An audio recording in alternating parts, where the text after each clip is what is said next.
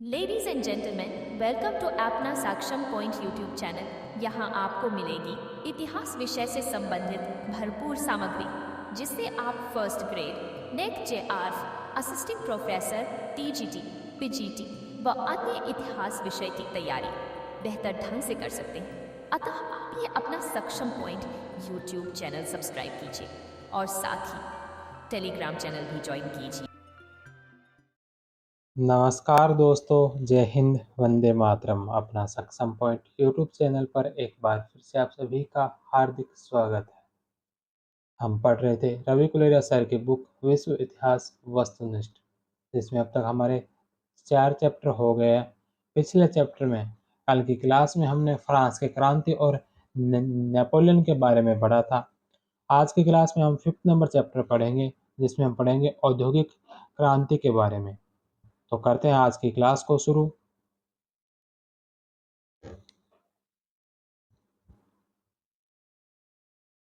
पहला प्रश्न, औद्योगिक क्रांति की शुरुआत किस देश से हुई? औद्योगिक क्रांति की शुरुआत कौन से देश से हुई थी? इंग्लैंड से। 6 नंबर ऑप्शन। नेक्स्ट क्वेश्चन है कि औद्योगिक क्रांति की शुरुआत किस उद्योग से मानी जाती है? औद्योगिक क्रांति की शुरुआत इंग्लैंड से हुई थी और शुरुआत हुई थी वस्त्र उद्योग से। ए नंबर ऑप्शन। कपड़ा उद्योग आधुनिक उत्पाद विधियों का उपयोग करने वाला पहला उद्योग था और जल्द ही यह रोजगार, उत्पादन के मूल्य और निवेशित पूंजी के मामले में प्रमुख उद्योग बन गया। औद्योगिक क्रांति से पूर्व इंग्लैंड में कृषि क्रांति हो चुकी थी और उस दौरान मशीनों के उपयोग और छोटे छोटे कृषि फार्मों से बड़े कृषि फार्म के विकास के कारण पूंजीवाद कृषि का उदय हुआ। नेक्स्ट क्वेश्चन है कि निम्नलिखित वस्त्र उद्योग संबंधी मशीनों एवं उनके आविष्कारकों को सुमेलित कीजिए। निम्नलिखित वस्त्र उद्योग संबंधी मशीनों और उनके आविष्कारकों को सुमेलित कीजिए। सबसे पहले नंबर पर है फ्लाइंग शटल। फ्लाइंग शटल के आविष्कारक कौन है? तो फ्लाइंग शटल के आविष्कारक है जॉन के। दूसरे नंबर पर है स्पिनिंग जेनी। स्पिनिंग जेनी के आविष्कारक है हार्ग्रीव्स। तीसरे नंबर पर है वाटर फ्रेम। वाटर फ्रेम के आविष्कारक कौन है? तो वाटर फ्रेम के आविष्कारक है रिचर्ड आर्कराइट। और चौथे नंबर पर है म्यूल। अब म्यूल के आविष्कारक कौन है? Samuel Crompton. तो इसमें बी, ए, डी और सी, 6 नंबर ऑप्शन इसका राइट होगा। फ्लाइंग शटल उड़न तूरी करघा। 1733 में जॉन के ने इस बुनाई मशीन का आविष्कार किया। इससे कपड़ा बुनने के कार्य में तेजी आई। दूसरे नंबर पर है स्पिनिंग जेनी। 1764 में हार्ग्रीव्स ने इस कताई मशीन का आविष्कार किया, जो एक साथ 8 धागे कात सकती थी। तीसरे नंबर पर है वाटर फ्रेम। 1769 में रिचर्ड आर्कराइट ने जल शक्ति से संचालित इस सूत कातने वाले यंत्र का आविष्कार किया। यह जल शक्ति चालित यह जल शक्ति चालित पहली मशीन थी। इससे इंग्लैंड में कारखाना व्यवस्था शुरुआत हुई। चौथे नंबर पर म्यूल। 1779 में सैमुअल क्रॉम्पटन ने स्पिनिंग जेनी व वाटर फ्रेम को मिलाकर इसका आविष्कार किया, जिससे बड़े पैमाने पर बारीक सूत काटना संभव हुआ। नेक्स्ट क्वेश्चन है कि औद्योगिक क्रांति शब्द का प्रयोग सर्वप्रथम किसने किया था? औद्योगिक क्रांति शब्द का सर्वप्रथम प्रयोग किसने किया था? जे ए अब्लोस्की। B number option. Jerome Adolphe बोलोंकी फ्रांस के एक अर्थशास्त्री थे।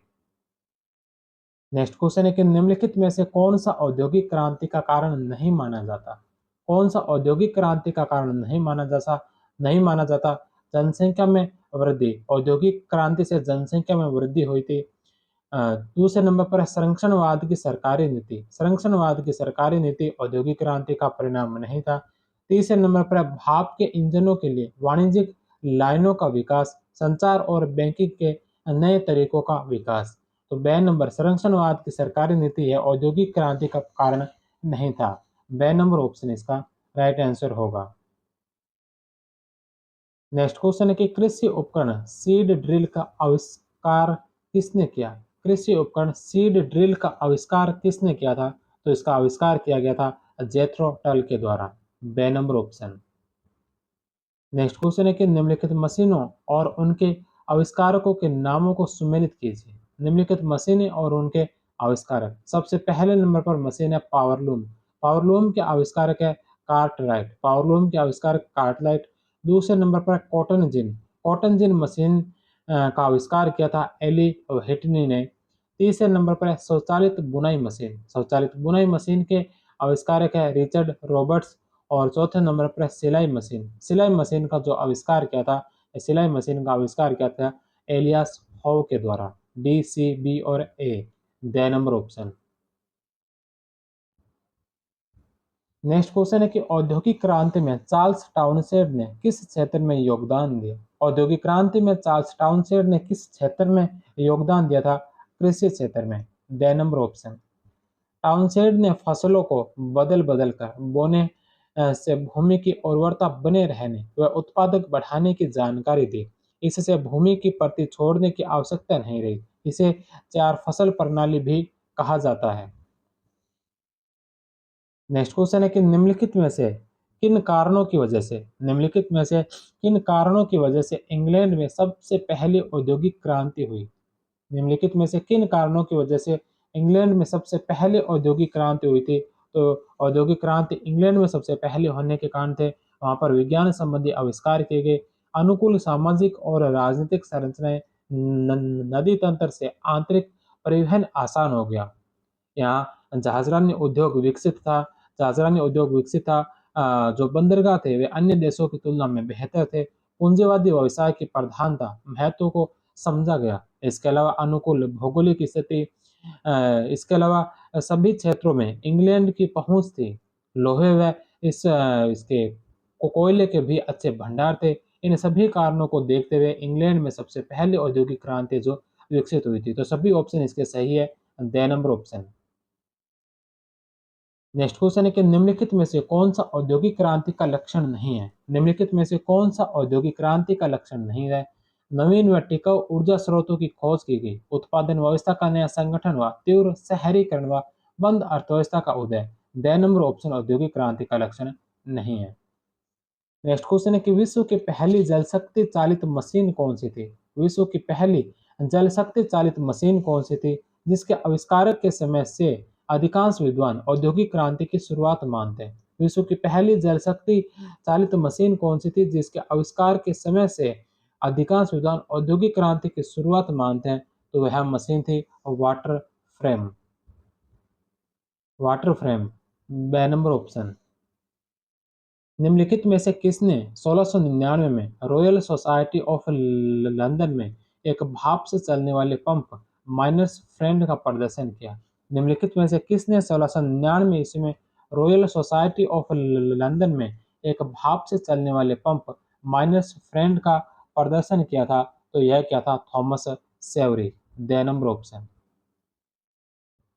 1698 में थॉमस सेवरी ने खानों से पानी बाहर निकालने के लिए माइनर्स फ्रेंड खनक मीटर नामक एक भाप के इंजन का मॉडल बनाया। ये इंजन छिछली गहराइयों में धीरे धीरे काम करते थे और अधिक दबाव होने पर उनका वाष्पित्र बॉयलर फट जाता था।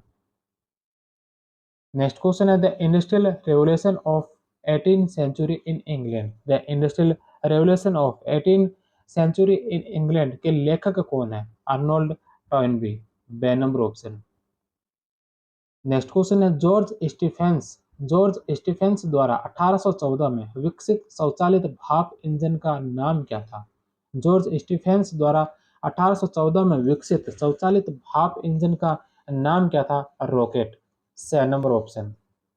एनसीईआरटी कक्षा 11 में जॉर्ज स्टीफेंस द्वारा 1814 में बनाए गए रेल इंजन का नाम बल्चर दिया गया है।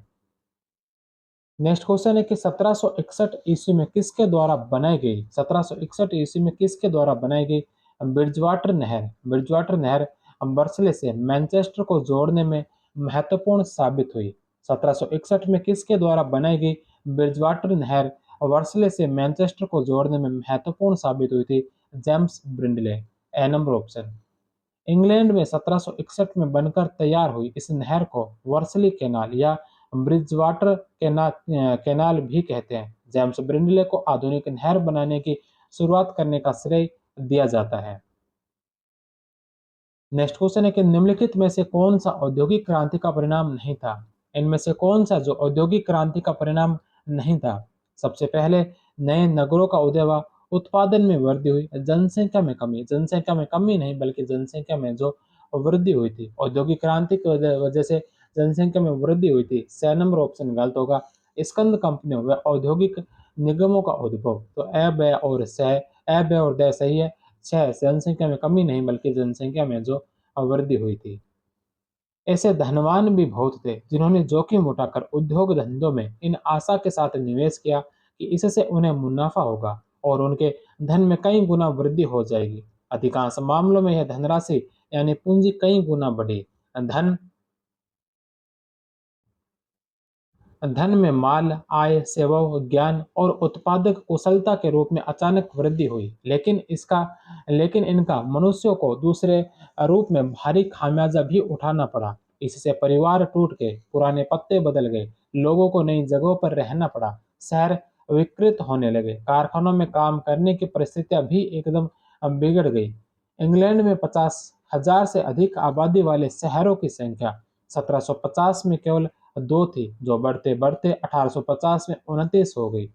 आबादी में जिस रफ्तार से बढ़ोतरी हुई, उस रफ्तार से रहन-सहन के अन्य साधनों में वृद्धि नहीं हो पाई। सफाई और स्वच्छ पेयजल की व्यवस्था में बढ़ती हुई शहरी आबादी के मुताबिक सुधार नहीं हुआ। बाहर से आकर नए बसे लोगों को नगरों के कारखानों के आसपास भीड़-भाड़ वाली गंदी बस्तियों में रहना पड़ा, जबकि धनवान लोग नगर छोड़कर आसपास के उपनगरों में साफ-सुथरे मकान बनाकर रहने लगे, जहाँ की हवा स्वच्छ थी, पीने का पानी भी साफ और सुरक्षित था। एडवर्ड कारपेंटर ने 1881 के आसपास अपनी कविता एक विनिर्माणकारी नगर इन ए मैन्युफैक्चरिंग टाउन में भी इन परिस्थितियों का वर्णन किया है। नेक्स्ट क्वेश्चन है कि औद्योगिक क्रांति के दौरान वस्त्र उद्योग से संबंधित निम्नलिखित आविष्कारों को कालक्रम अनुसार व्यवस्थित कीजिए। औद्योगिक क्रांति के दौरान वस्त्र उद्योग से संबंधित निम्नलिखित आविष्कारों को कालक्रम अनुसार जो व्यवस्थित कीजिए। सबसे पहले नंबर पर है पावरलूम का आविष्कार। पावरलूम का आविष्कार जो एडमंड कार्टराइट के द्वारा किया गया था, यह किया गया था 1785 में। पावरलूम का आविष्कार जो 1785 में। वाटर फ्रेम का आविष्कार 1769 में आर्कराइट के द्वारा जो है वाटर फ्रेम का आविष्कार किया गया। स्पिनिंग जेनी का आविष्कार जो जेम्स हार्ग्रीव्स के द्वारा किया गया था, यह किया गया था 1764 में। स्पिनिंग जेनी का आविष्कार 1764 में। और सिलाई मशीन का आविष्कार एलियस हो के द्वारा 1846 में किया गया था। सिलाई मशीन का जो आविष्कार है, ये 1846 में किया गया। तो इसमें सबसे पहले नंबर पर आएगी स्पिनिंग जेनी, 3 नंबर ऑप्शन। दूसरे नंबर पर वाटर फ्रेम का आविष्कार 1769, 2 नंबर ऑप्शन। तीसरे नंबर पर ऐसे आएगा पावरलूम का आविष्कार जो 1785, और सबसे अंत में आएगी सिलाई मशीन का आविष्कार जो 1846 में एलियास हो के द्वारा किया गया था। 3, 2, 1 और 4 the number option. Next question है कि प्रथम वाष्पचलित नौका क्लेमोट का आविष्कार किसने किया था? प्रथम वाष्पचलित नौका क्लेमोट का आविष्कार किसने किया था? रॉबर्ट फुल्टन ने। 6 नंबर ऑप्शन। अमेरिकी इंजीनियर और आविष्कारक रॉबर्ट फुल्टन ने 1807 में न्यूयॉर्क में बनाई। इसे नॉर्थ रिवर एस्टीमेट ऑफ क्लेमोट कहा गया। बाद में इसे सिर्फ क्लेमोट नाम प्रचलित रहा। नेक्स्ट क्वेश्चन है कि 1948 में प्रकाशित पुस्तक द इंडस्ट्रियल रेवोल्यूशन 1760 से 1830 के लेखक कौन है? 1948 में प्रकाशित पुस्तक द इंडस्ट्रियल रेवोल्यूशन 1760 से 1830 के लेखक कौन है? Thomas S Aston. The number option. Next question है कि निम्नलिखित में से कौन सा या कौन से कथन असत्य है? निम्नलिखित में से कौन से कथन है जो असत्य कथन है? सबसे पहले औद्योगिक क्रांति ने साम्राज्यवाद की प्रक्रिया को तेज किया। औद्योगिक क्रांति ने साम्राज्यवाद की प्रक्रिया को तेज किया था, तो यह सही है। दूसरा, लेसेज फेयर की नीति ने आर्थिक स्वायत्तता को समाप्त किया। लेसेज फेयर की नीति ने आर्थिक स्वायत्तता को समाप्त नहीं किया बल्कि अर्थव्यवस्था और व्यवसाय के बेहतर काम किए थे। 2 नंबर ऑप्शन इसका गलत होगा। तीसरा ऑप्शन है कि औद्योगिक क्रांति से यूरोपीय वर्ग संरचना प्रभावित हुई। औद्योगिक क्रांति से यूरोपीय वर्ग संरचना प्रभावित हुई। 3 नंबर ऑप्शन भी इसका सही है। असत्य पूछा था केवल 2। 6 नंबर ऑप्शन। एडम स्मिथ ने लेसेज फेयर पॉलिसी की वकालत की, जिसका सार है कि सरकार द्वारा हस्तक्षेप न होने पर अर्थव्यवस्था और व्यवसाय बेहतर काम करते हैं। नेक्स्ट क्वेश्चन है कि निम्नलिखित में से कौन सा सुमेलित नहीं है? निम्नलिखित में से कौन सा जो सुमेलित नहीं है? सबसे पहले फर्डिनेंड द लेसेप ने स्वेज नहर का निर्माण करवाया। साइरस एस मैककॉर्मिक ने शक्ति चालित कारखाना बनाया। तो साइरस एच मैककॉर्मिक ने शक्ति चालक चालित कारखाना नहीं बल्कि फसल काटने वाली मशीन, जिसे थ्रेसिंग मशीन कहते हैं, उसका आविष्कार किया था साइरस एच मैककॉर्मिक ने। बे नंबर ऑप्शन गलत है। रिचर्ड रॉबर्ट्स ने स्वचालित बुनाई मशीन का आविष्कार किया। और थॉमसन न्यूकोमेन ने वाष्प इंजन का आविष्कार किया। ए से और दे सही है, बे गलत है। साइरस एच मैककॉर्मिक ने 1834 में फसल काटने वाली मशीन थ्रेसिंग मशीन का आविष्कार किया था। नेक्स्ट क्वेश्चन है कि निम्नलिखित में से कौन सा इंग्लैंड में पहली औद्योगिक क्रांति शुरू होने का एक कारक नहीं है? इंग्लैंड में पहली औद्योगिक क्रांति शुरू हुई, इनमें से कौन सा कारक वो नहीं है? तो इंग्लैंड में कोयला, लोहा, अन्य आवश्यक प्राकृतिक संसाधन उपलब्ध थे। ए नंबर ऑप्शन सही है। दूसरा कि इंग्लैंड में इससे पूर्व कृषि क्रांति हो चुकी थी। इंग्लैंड का कोई भाग समुद्र से बहुत दूरी पर नहीं था। ये तीनों ही है जो इंग्लैंड में सबसे पहले औद्योगिक क्रांति शुरू होने के कारण है। इंग्लैंड में तकनीकी शिक्षा अनिवार्य की गई। यह औद्योगिक क्रांति का कारण नहीं था। The number option. 1775 में नेक्स्ट क्वेश्चन है कि 1775 में बर्मिंघम में सोहो फाउंड्री नाम से भाप इंजन निर्माण कारखाना शुरू किसने किया? 1775 में बर्मिंघम में सोहो फाउंड्री नाम से भाप इंजन निर्माण का कारखाना किसने शुरू किया था? जेम्स वॉट और मैथ्यू बोल्टन ने। The number option.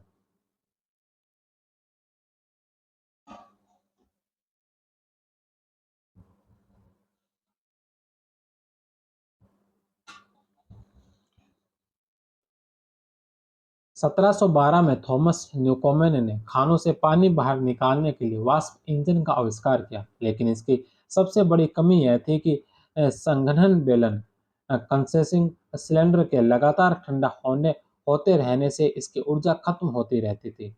1769 ईस्वी तक भाप के इंजन का इस्तेमाल कोयले की खानों में होता रहा, लेकिन जेम्स वाट 1736 से 1819 स्कॉटलैंड ने इसका एक प्रयोग और खोज निकाला। वाट ने एक ऐसी मशीन विकसित की जिससे भाप का इंजन केवल एक साधारण पंप के बजाय एक प्राइम मूवर यानी प्रमुख चालक के रूप में काम देने लगा। एक एक धनी निर्माता मैथ्यू बोल्टन की सहायता से 1775 में जेम्स वाट ने सेमेथिक बर्मिंघम इंग्लैंड में सोहो फाउंड्री नामक भाप इंजन निर्माण का कारखाना खोला। जेम्स वॉट ने नापने की एक इकाई अश्वशक्ति हॉर्स पावर भी बनाई, जो घोड़े की शक्ति के साथ यांत्रिक शक्ति की तुलना पर आधारित थी।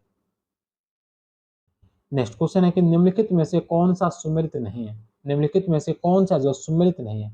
रोलैंड हिल ने डाक टिकट शुरू की। सैमुअल मोर्स ने टेलीग्राफ जो तार से टेलीग्राफ सेवा थी, उस तार युक्त टेलीग्राफ सेवा को शुरू किया था सैमुअल मोर्स ने।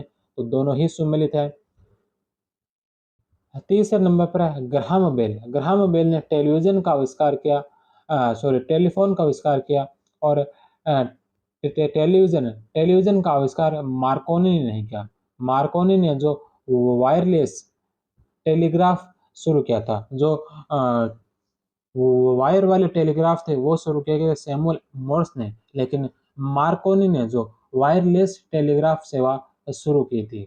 द नंबर ऑप्शन जो इसका सुमेलित नहीं है। डाक टिकट इंग्लैंड के रोलैंड हिल द्वारा 1840 में शुरू की गई। टेलीग्राफ तार वाली अमेरिका के सैमुअल मोर्स द्वारा 1844 में शुरू की गई। वायरलेस टेलीग्राफ जो 1896 में इटली के मार्कोनी ने बेतार के तार का आविष्कार 1896 में किया। रेडियो 1901 में मार्कोनी द्वारा, टेलीविजन 1925 में स्कॉटलैंड के जॉन लोगी बेयर्ड ने, अ, डायनामाइट 1867 स्वीडन के अल्फ्रेड नोबल ने, और वायुयान वायुयान का आविष्कार किया था 1903 में अमेरिका के विल्बर राइट और ऑरविले राइट राइट बंधुओं के द्वारा। नेक्स्ट क्वेश्चन है कोलब्रुकडेल में सेवन नदी पर लोहे का प्रथम पुल किसने बनवाया? कोलब्रुकडेल में सेवन नदी पर लोहे का प्रथम पुल किसने बनवाया था? अब्राहम डर्बी द्वितीय ने। श्रोपशायर के डर्बी परिवार की तीसरी पीढ़ी के अब्राहम डर्बी ने कोलब्रुकडेल, श्रोपशायर में सेवन नदी पर 1779 में यह पुल बनवाया था। नेक्स्ट क्वेश्चन है जर्मन वैज्ञानिक जिसने 1840 में मिट्टी की उर्वरता बढ़ाने के लिए रासायनिक खाद का आविष्कार किया। जर्मन वैज्ञानिक जिसने 1840 में मिट्टी की उर्वरता बढ़ाने के लिए रासायनिक खाद का आविष्कार किया था, जस्टस वॉन लिविंग। ए नंबर ऑप्शन। नेक्स्ट क्वेश्चन है कि पशुपालन को लाभदायक व्यवसाय बनाने के लिए किस इंग्लिश कृषि वैज्ञानिक ने नस्ल सुधार हेतु वैज्ञानिक प्रजनन पद्धति प्रारंभ की? पशुपालन को लाभदायक व्यवसाय बनाने के लिए किस इंग्लिश कृषि वैज्ञानिक ने नस्ल सुधार हेतु वैज्ञानिक प्रजनन पद्धति आरंभ की थी? Robert Bakewell. C number option. 18वीं शताब्दी में इंग्लैंड के रॉबर्ट बेकवेल ने वैज्ञानिक प्रजनन पद्धति की शुरुआत की। चार्ल्स कॉलिंग रॉबर्ट बेकवेल के काम को देखने गया और फिर नस्ल सुधार हेतु काम किया। उसने भेड़ों की एक नवीन नस्ल भी तैयार की। नेक्स्ट क्वेश्चन है कि निम्नलिखित में से किसके द्वारा एनल्स ऑफ एग्रीकल्चर में छोटे खेतों को मिलाकर एक बड़े कृषि फर्म स्थापित करने की सलाह दी गई? एनल्स ऑफ एग्रीकल्चर में किसके द्वारा छोटे खेतों को मिलाकर एक बड़े कृषि फर्म स्थापित करने की सलाह दी गई थी? ऑर्थर यंग के द्वारा। सी नंबर ऑप्शन। इंग्लैंड के कृषि विज्ञानी ऑर्थर यंग 1741 से 1820 को ट्रेवलियन ने नई खेती का मसीहा कहा। बड़े कृषि फार्म निर्माण बाड़ा पद्धति प्रक्रिया में बहुत से किसान बिना जमीन के हो गए। इस संबंध में ओलिवर गोल्ड स्मिथ ने एक कविता लिखी, द डेजर्टेड विलेज, उजड़ा हुआ गांव। नेक्स्ट क्वेश्चन है अब्राहम डर्बी द्वारा धमन भट्टी का आविष्कार कब किया गया? अब्राहम डर्बी के द्वारा धमन भट्टी का आविष्कार कब किया गया था? 1709 ईस्वी में। The number option. Abraham Darby प्रथम द्वारा इसमें पहली बार कोक कोयला पत्थर का इस्तेमाल किया गया। अब्राहम डर्बी द्वितीय ने ढलवा लोहे से पिटवा लोहे का विकास किया। नेक्स्ट क्वेश्चन है शुद्ध व अधिक टिकाऊ लोहा बनाने के लिए 1784 ईस्वी में आलोडन भट्टी का आविष्कार किसने किया? शुद्ध व अधिक टिकाऊ लोहा बनाने के लिए 1784 ईस्वी में आलोडन भट्टी का आविष्कार किसने किया था? हेनरी कोट ने। ए नंबर ऑप्शन। इंग्लैंड के हेनरी कोट ने 1784 में पंडलिंग विधि आलोडन भट्टी का आविष्कार किया। हेनरी बेस्मेर ने 1856 में ढलवा लोहे से सीधे इस्पात बनाने की खोज की। इसे बेस्मेर विधि कहते हैं।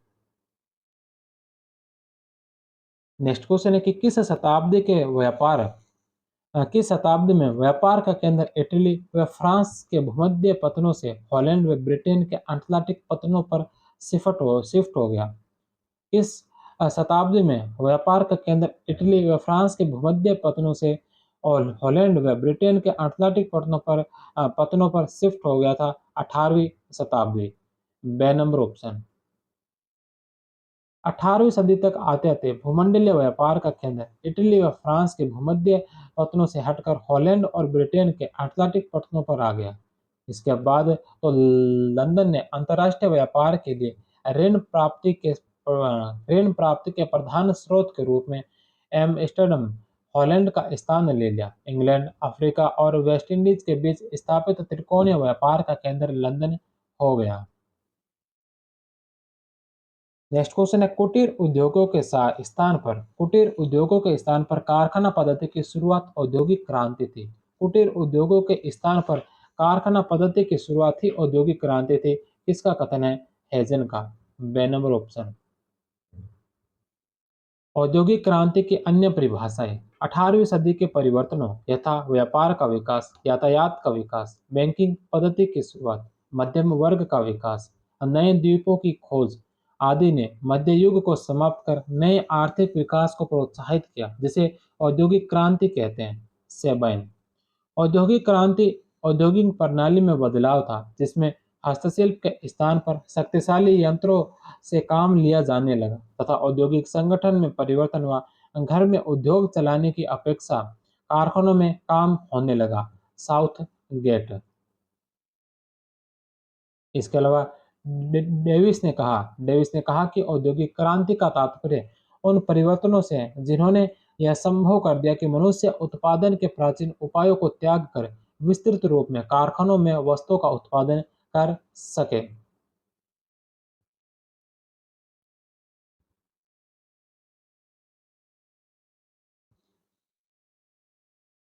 नेक्स्ट क्वेश्चन है कि औद्योगिक क्रांति से किस वर्ग का राजनीतिक उत्कर्ष हुआ? औद्योगिक क्रांति से किस वर्ग का राजनीतिक उत्कर्ष हुआ था? मध्यम वर्ग का। The number option.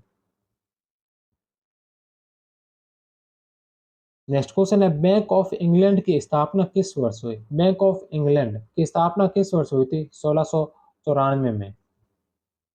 Next question है कि इंग्लैंड के किस आविष्कारक उद्योगपति ने 1770 के दशक में सर्वप्रथम लोहे की कुर्सियां, आसव तथा शराब की भट्टियों के लिए टंकियां और लोहे की सभी आकारों की नालियां पाइप बनाई? इंग्लैंड के किस आविष्कारक उद्योगपति ने 1770 के दशक में सर्वप्रथम लोहे की कुर्सियां, आसव तथा शराब की भट्टियों के लिए टंकियां और लोहे की सभी आकारों की नालियां पाइप बनाई थी? जॉन विल्किंसन ने। विल्किंसन ने ही पेरिस के जलापूर्ति के लिए 40 मील लंबी पाइपलाइन के लिए लोहे के पाइप बनाए।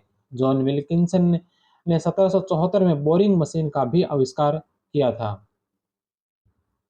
नेक्स्ट क्वेश्चन है कि औद्योगिक क्रांति के द्वितीय चरण 1870 के बाद का नेतृत्वकर्ता किस देश को माना जाता है? औद्योगिक क्रांति के द्वितीय चरण का नेतृत्वकर्ता किस देश को माना जाता है? जर्मनी को।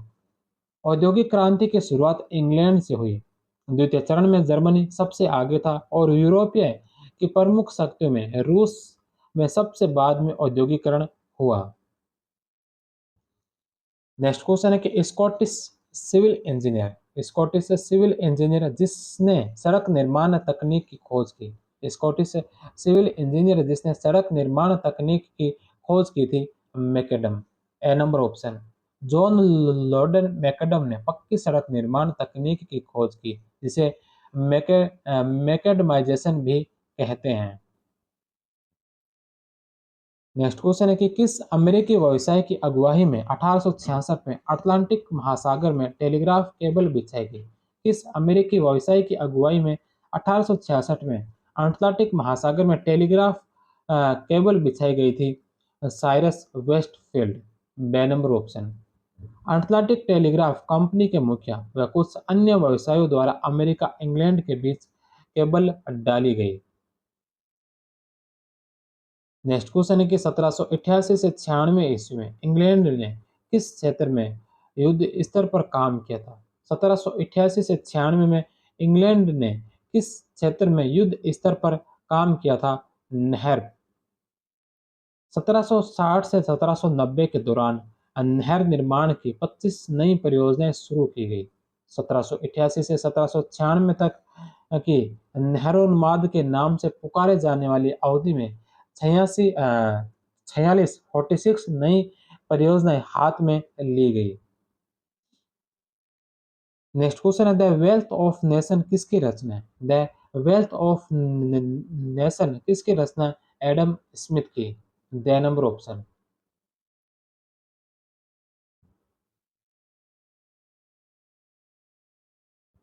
नेक्स्ट क्वेश्चन है कि 1825 में इंग्लैंड के किन दो शहरों के बीच पहली रेलगाड़ी चली?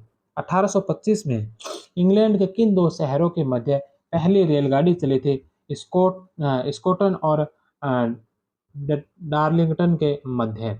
बे नंबर ऑप्शन। 1825 में स्कॉटन और डार्लिंगटन के बीच 9 मील लंबा रेल मार्ग 24 किलोमीटर प्रति घंटा 15 मील प्रति घंटा की रफ्तार से 2 घंटे में रेल द्वारा तय किया गया। 1830 में मैनचेस्टर व लिवरपूल के बीच चली 20 वर्षों के भीतर रेल का 30 से 50 मील प्रति घंटा की रफ्तार से दौड़ना आम बात हो गई। 1830 के दशक में नहरों के रास्ते परिवहन में अनेक समस्याएं दिखाई दी। नहरों के कुछ हिस्सों में जलपोतों की भीड़भाड़ के कारण परिवहन की रफ्तार धीमी पड़ गई और पाले, बाढ़ या सूखे के कारण उनके इस्तेमाल का संयम भी सीमित हो गया। अब रेल मार्ग ही परिवहन का सुविधाजनक विकल्प दिखाई देने लगा। 1830 से 50 के बीच ब्रिटेन में रेल पथ कुल मिलाकर 2 चरणों में लगभग 6000 मील लंबा हो गया। 1833 से 37 के छोटे रेलोन्माद के दौरान 1400 मील लंबी रेल लाइन बनी और 1844 से 47 के बड़े रेलोन्माद के दौरान फिर 9500 मील लंबी रेल लाइन बनाने की मंजूरी दी गई। नेक्स्ट क्वेश्चन है कि औद्योगिक क्रांति के फलस्वरूप किसका प्रादुर्भाव हुआ था? औद्योगिक क्रांति के फलस्वरूप किसका प्रादुर्भाव हुआ था? पूंजीवाद का। C number option. Next question है कि अमेरिका का वह रसायन शास्त्री जिसने 1839 ईस्वी में रबर को वल्कनीकरण के द्वारा मजबूत बनाने की विधि विकसित कर टायर निर्माण का मार्ग प्रशस्त किया। अमेरिका का वह रसायन शास्त्री जिसने 1839 ईस्वी में रबर को वल्कनीकरण द्वारा मजबूत बनाने की विधि विकसित कर टायर निर्माण का मार्ग प्रशस्त किया था। चार्ल्स गुडियर ने। The number option. निम्नलिखित में से कौन एक नहर निर्माता लगभग निरक्षर था? निम्नलिखित में से कौन एक नहर निर्माता लगभग निरक्षर था और शब्दों की वर्तनी के बारे में उसका ज्ञान इतना कमजोर था कि वह नेविगेशन शब्द की सही वर्तनी कभी न बता सका? निम्नलिखित में से कौन एक नहर निर्माता लगभग निरक्षर था, शब्दों की वर्तनी के बारे में उसका ज्ञान इतना कमजोर था कि वह नेविगेशन शब्द की सही वर्तनी कभी न बता सका था? जेम्स ब्रिंडले। बे नंबर ऑप्शन। जॉन के और जेम्स हरग्रीव्स बुनाई और बढ़ईगिरी से परिचित थे, किंतु रिचर्ड आर्कराइट एक नाई और बालों की विंग बनाने वाला था। सैमुअल क्रॉम्पटन तकनीकी दृष्टि से कुशल नहीं था और एडमंड कार्टराइट ने साहित्य, आयुर्विज्ञान और कृषि का अध्ययन किया। प्रारंभ में उसकी अच्छी इच्छा पादरी बनने की थी और वह यांत्रिकी के बारे में बहुत कम जानता था। भाप के इंजन निर्माताओं में थॉमस सेवरी एक सेनाधिकारी था। थॉमस न्यूकोमेन एक लोहार था तथा तालासाज था और जेम्स वाट का यंत्र संबंधी कामकाज की ओर बहुत झुकाव था। सड़क निर्माता जॉन मैटकॉफ जिसने स्वयं व्यक्तिगत रूप से सतहों का सड़कों की सतहों का सर्वेक्षण किया था, उनके बारे में योजना बनाई थी। अंधा था। नहर निर्माता जेम्स ब्रिंडले जो लगभग निरक्षर था, शब्दों की वर्तनी के बारे में उसका ज्ञान इतना कमजोर था कि वह नौचालन नेविगेशन शब्द की सही वर्तनी कभी नहीं बता सका, लेकिन उसमें गजब की स्मरण शक्ति, कल्पना शक्ति और एकाग्रता थी। नेक्स्ट क्वेश्चन है कि इंग्लैंड का वह आविष्कारक कौन था जिसने 1801 में पंपिंग डेविल फुफकारने वाला दानव इंजन का निर्माण किया था? रिचर्ड ट्रेवेथिक। नेक्स्ट क्वेश्चन है कि औद्योगिक क्रांति का मानव समाज के किस क्षेत्र पर न्यूनतम प्रभाव पड़ा? औद्योगिक क्रांति का मानव समाज के किस क्षेत्र पर न्यूनतम प्रभाव पड़ा था? धार्मिक क्षेत्र पर। बे नंबर ऑप्शन। नेक्स्ट क्वेश्चन है कि औद्योगिक क्रांति के सामाजिक क्षेत्र पर पड़े प्रभाव के संबंध में कौन से कथन सत्य है? औद्योगिक क्रांति के सामाजिक क्षेत्र पर पड़े प्रभाव के संबंध में कौन से कथन है जो सत्य है? सबसे पहला कि समाज में विभिन्न वर्गों का उदय हुआ, मजदूरों का शोषण हुआ, संयुक्त परिवार व्यवस्था का पतन हुआ, तीव्र एवं अव्यवस्थित शहरीकरण से स्वास्थ्य समस्याओं में वृद्धि हुई। चारों ही ऑप्शन इसके सही है। नेक्स्ट क्वेश्चन है कि निम्नलिखित में से किस लेखक ने अपनी पुस्तक हार्ड टाइम्स में एक काल्पनिक औद्योगिक नगर कॉकटाउन के माध्यम से औद्योगिकीकरण के परिणाम स्वरूप गरीबों के लिए उत्पन्न भयंकर स्थिति का वर्णन किया। निम्नलिखित में से किस लेखक ने अपनी पुस्तक हार्ड टाइम्स में एक काल्पनिक औद्योगिक नगर कॉकटाउन के माध्यम से औद्योगिकीकरण के परिणाम स्वरूप गरीबों के लिए उत्पन्न भयंकर स्थिति का वर्णन किया? Charles Dickens. B number option. Next question है कि स्वेज नहर को यातायात के लिए किस वर्ष खोल दिया गया? स्वेज नहर को यातायात के लिए कौन से वर्ष खोल दिया गया? 1869। फ्रेंच इंजीनियर फर्डिनेंड द लेसेप द्वारा निर्मित इस नहर से लाल सागर और भूमध्य सागर को जोड़ा गया। 1956 में मिस्र ने इसका राष्ट्रीयकरण किया। नेक्स्ट क्वेश्चन है कि औद्योगिक क्रांति की शुरुआत यूरोप से होने के संबंध में निम्नलिखित में से कौन से कारक उत्तरदायी है? औद्योगिक क्रांति की शुरुआत यूरोप से होने के संबंध में निम्नलिखित में से कौन कौन से कारक है जो उत्तरदायी है? सबसे पहला कि पुनर्जागरण व धर्म सुधार के प्रभाव से स्वतंत्र चिंतन व वैज्ञानिक सोच को बढ़ावा मिला। पुनर्जागरण व धर्म सुधार के प्रभाव से स्वतंत्र चिंतन व वैज्ञानिक सोच को बढ़ावा मिला। विज्ञान एवं तकनीकी के विकास से हुए आविष्कार। यूरोपीय देशों को अपने उपनिवेशों से पूंजी व कच्चा माल आसानी से प्राप्त होना। तैयार माल के लिए बाजार उपलब्ध होना। तो चारों ही ऑप्शन इसके लिए सही होंगे। The number option. Next question है कॉटन जिन का आविष्कार किसने किया? कॉटन जिन का आविष्कार किसने किया था? एली व्हिटनी ने। 1793 में अमेरिकी शिक्षक एली व्हिटनी ने कपास ओटने की मशीन कॉटन जिन का आविष्कार किया। इससे कपास से बिनोने को शीघ्रता से अलग करना आसान हो गया। नेक्स्ट क्वेश्चन है कि निम्नलिखित में से कौन सी मशीन वाटर फ्रेम और स्पिनिंग जेनी का मिश्रण थी? निम्नलिखित में से कौन सी मशीन है जो वाटर फ्रेम और स्पिनिंग जेनी का मिश्रण थे? Spinning mule. से नंबर ऑप्शन। नेक्स्ट क्वेश्चन है कि 1965 में प्रकाशित द फर्स्ट इंडस्ट्रियल रेवोल्यूशन पुस्तक के लेखक कौन है? 1965 में प्रकाशित द फर्स्ट इंडस्ट्रियल रेवोल्यूशन पुस्तक के लेखक कौन है? Phillips Dean. D number option. Phillips Dean ने अपनी पुस्तक में ब्रिटेन में प्रारंभ हुई औद्योगिक क्रांति को 4 क्षेत्रों में हुए परिवर्तनों से संबंधित माना है, जिसमें 4 क्षेत्र है: जननांगीय परिवर्तन, जनसंख्या वृद्धि, कृषि पद्धति में परिवर्तन, व्यावसायिक पद्धति में नवाचार और परिवहन के साधनों में परिवर्तन। नेक्स्ट क्वेश्चन है कि 18वीं सदी के दौरान ब्रिटिश आर्थिक विकास का वर्णन करने के लिए किसने औद्योगिक क्रांति शब्द को लोकप्रिय बनाया? 18वीं शताब्दी के दौरान ब्रिटिश आर्थिक विकास का वर्णन करने के लिए किसने औद्योगिक क्रांति शब्द को लोकप्रिय बनाया था? Arnold Toynbee. A number option. Next question है कि औद्योगिक क्रांति से सामाजिक क्षेत्र में निम्नलिखित में से कौन से बदलाव हुए? औद्योगिक क्रांति से सामाजिक क्षेत्र में निम्नलिखित में से कौन से बदलाव हुए थे? तो कौन कौन से बदलाव हुए थे? तो इनमें जनसंख्या का गांव से शहरों की ओर स्थानांतरण हुआ, चिकित्सा के क्षेत्र में खोजों से मृत्यु दर में कमी हुई, और फैक्ट्रियों में महिला व बच्चों का मानसिक व शारीरिक शोषण हुआ, संपर्क व मनोरंजन के साधनों के विकास से मनुष्य को सुविधाएं मिली। तो चारों ही ऑप्शन है जो इसके औद्योगिक क्रांति से संबंधित सही है। The number option. Next question है कि 1856 में किस धातु विज्ञानी ने 1856 में किस धातु विज्ञानी ने ढलवा लोहे से सीधे इस्पात बनाने की विधि खोजी? 1856 में किस धातु विज्ञानी ने ढलवा लोहे से सीधे इस्पात बनाने की विधि खोजी थी? Henry Bessemer. D number option.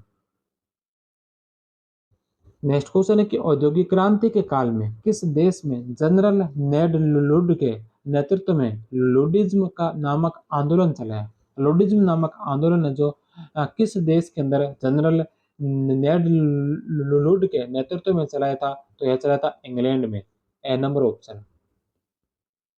General नेड लुड के नेतृत्व में लुडिज्म 1811 से 17 लुडिज्म नामक आंदोलन चलाया गया। लुडिज्म के अनुयायी मशीनों की तोड़फोड़ में ही विश्वास नहीं करते थे, बल्कि न्यूनतम मजदूरी, नारी एवं बाल श्रम पर नियंत्रण, मशीनों के आविष्कार से बेरोजगार हुए लोगों के लिए काम और कानूनी तौर पर अपनी मांगे पेश करने के लिए मजदूर संघ बनाने के अधिकार की भी मांग करते थे। नेक्स्ट क्वेश्चन है, पीटर लो नरसंहार किस वर्ष हुआ? पीटर लो नरसंहार किस वर्ष हुआ था? 1819 को। अगस्त 1819 में 80,000 लोग अपने लिए लोकतांत्रिक अधिकारों अर्थात राजनीतिक संगठन बनाने, सार्वजनिक सभाएं करने, प्रेस की स्वतंत्रता के अधिकारों की मांग करने मैनचेस्टर सेंट पीटर्स मैदान में शांतिपूर्वक इकट्ठे हुए, लेकिन उनका बर्बरतापूर्वक दमन किया गया। इसे पीटर लू नरसंहार कहा जाता है। नेक्स्ट क्वेश्चन है कि ब्रिटिश औद्योगिक क्रांति के बारे में निम्नलिखित में से कौन सा कथन गलत है? ब्रिटिश औद्योगिक क्रांति के बारे में कौन सा कथन गलत है? पहला कि बाड़ाबंदी आंदोलन ने कृषि योग्य भूमि का विस्तार किया और कृषि उत्पादकता में वृद्धि की। इंग्लैंड की नम जलवायु कपड़ा निर्माण के लिए अनुकूल थी। प्रोटेस्टेंट वाद ने लोगों के दृष्टिकोण को बदल दिया और प्रतिस्पर्धा न करने की भावना पैदा की। प्रतिस्पर्धा न करने की नहीं बल्कि प्रतिस्पर्धा करने की भावना पैदा की थी। 6 नंबर ऑप्शन इसका गलत होगा। द नंबर है कि इंग्लैंड में एक विशाल समुद्र तट और कई बंदरगाह थे। इंग्लैंड में एक विशाल समुद्र तट और कई बंदरगाह थे। द नंबर ऑप्शन भी सही है। 6 नंबर इसका गलत होगा। नेक्स्ट क्वेश्चन, और इस औद्योगिक क्रांति के आज के चैप्टर का अंतिम क्वेश्चन है कि औद्योगिक क्रांति के साथ क्या हुआ था? औद्योगिक क्रांति के साथ है जो परिवहन क्रांति भी हुई थी। ए नंबर ऑप्शन। इसके पश्चात औद्योगिक क्रांति से संबंधित कुछ महत्वपूर्ण आविष्कार है। कौन कौन से मशीनों के आविष्कार किए गए उनको एक चार्ट के माध्यम से देखते हैं। सबसे पहले नंबर पर है ड्रिल, बीज बोने का यंत्र। ड्रिल जो बीज बोने का यंत्र है जिसका आविष्कार जेथ्रो आविष्कारक है जो जेथ्रो डल है। जेथ्रो डल ने 1701 में इस मशीन का आविष्कार किया। वास्प इंजन, वास्प इंजन का आविष्कार 1712 में टॉमसन न्यूकोमेन के द्वारा किया गया। फ्लाइंग शटल, फ्लाइंग शटल जो है जॉन के द्वारा 1733 में आविष्कारित की गई। एनिमल ब्रीडिंग द्वारा पशुपालन को लाभदायक बनाना, एनिमल ब्रीडिंग द्वारा पशुपालन को लाभदायक बनाना 1760 के दशक में रॉबर्ट बेकवेल के द्वारा शुरू किया गया। नहर बनाने की तकनीक तकनीक की खोज की गई थी जेम्स ब्रिंडले के द्वारा 1761 ईस्वी में। स्पिनिंग जेनी का आविष्कार जेम्स हार्ग्रीव्स के द्वारा 1764 ईस्वी में। भाप इंजन का आविष्कार, भाप इंजन का आविष्कार जेम्स वाट के द्वारा 1769 ईस्वी में। अब वाटर फ्रेम का आविष्कार आर्कराइट के द्वारा 1769 ईस्वी में। स्पिनिंग म्यूल, स्पिनिंग म्यूल का आविष्कार सैमुअल क्रॉम्पटन के द्वारा 1779 के अंदर। पंडलिंग विधि से शुद्ध लोहा बनाने की तकनीक हेनरी कोट के द्वारा 1784 में। पावरलूम का आविष्कार एडवर्ड कार्टराइट के द्वारा 1785 में। नहरोन्माद काल माना जाता है 1788 से लेकर 1796 तक। कॉटन जिन, कॉटन जिन का आविष्कार किया था एली व्हिटनी ने 1793 ईस्वी में। पहली वाष्पचलित नौका क्लोमेट का आविष्कार किया था रॉबर्ट फुल्टन ने 1807 में। भाप इंजन जिसे रॉकेट कहा गया जिसका आविष्कार किया था जॉर्ज स्टीफेंस ने 1814 के अंदर। लोडिज्म आंदोलन चला था 1811 से 17 तक। स्पिनिंग जो बुनाई मशीन है जिसका आविष्कार रिचर्ड रॉबर्ट्स के द्वारा किया गया था 1825 में। फसल काटने की मशीन मैकेनिकल रीपर, फसल काटने की मशीन मैकेनिकल रीपर जिसका आविष्कार 1834 में साइरस एच मैककॉर्मिक के द्वारा किया गया। रबर वल्कनीकरण से टायर बनाना, रबर वल्कनीकरण से टायर बनाना जिसकी खोज की थी चार्ल्स गुड ईयर के द्वारा 1839 ईस्वी में। भूमि या मिट्टी में रसायनों की जानकारी, भूमि या मिट्टी में रसायनों की जानकारी जस्टिस वॉन लिबिंग के द्वारा 1840 में। पोस्टेज स्टाम्प, पोस्टेज स्टाम्प आधुनिक डाक व्यवस्था का जनक, आधुनिक डाक व्यवस्था का जनक आ गया पोस्टेज स्टाम्प रोलैंड हिल के द्वारा शुरू किया गया 1840 में। टार, तार जो टेलीग्राम है यह सैमुअल मोर्स के द्वारा 1844 में शुरू किया गया। सिलाई मशीन की आविष्कार एलियास हॉ के द्वारा 1846 में किया गया।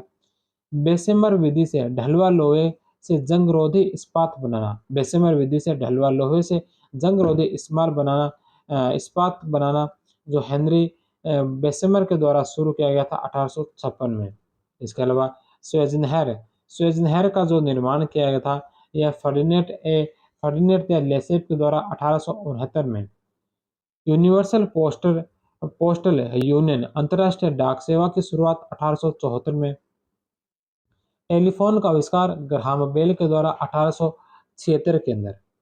बेताल का तार भेजने की मशीन वायरलेस टेलीग्राफ की खोज की थी मार्कोनी ने 1896 में। रेडियो का आविष्कार किया था मार्कोनी ने 1901 में। और वायुयान का आविष्कार किया था राइट बंधुओं ने, जिसमें ऑरविले राइट और विल्बर राइट थे। इन्होंने 1903 में जो वायुयान का आविष्कार किया था। तो यह था हमारा आज का चैप्टर औद्योगिक क्रांति से संबंधित, जिसमें हमने औद्योगिक क्रांति से संबंधित 60 क्वेश्चन किए और उसके पश्चात औद्योगिक क्रांति से संबंधित कुछ महत्वपूर्ण आविष्कारकों को हमने एक सारणी के माध्यम से पढ़ा है। इसके पश्चात हम अगली क्लास में इटली का एकीकरण पढ़ने वाले हैं। तो हम मिलेंगे अगली क्लास में। अगर आपको ये सेशन अच्छे लग रहे हैं तो चैनल को सब्सक्राइब कीजिए, अपने दोस्तों के साथ जो चैनल को शेयर कीजिए। मिलते हैं कल की क्लास में, तब तक आप सभी का बहुत बहुत धन्यवाद। जय हिंद, वंदे मातरम।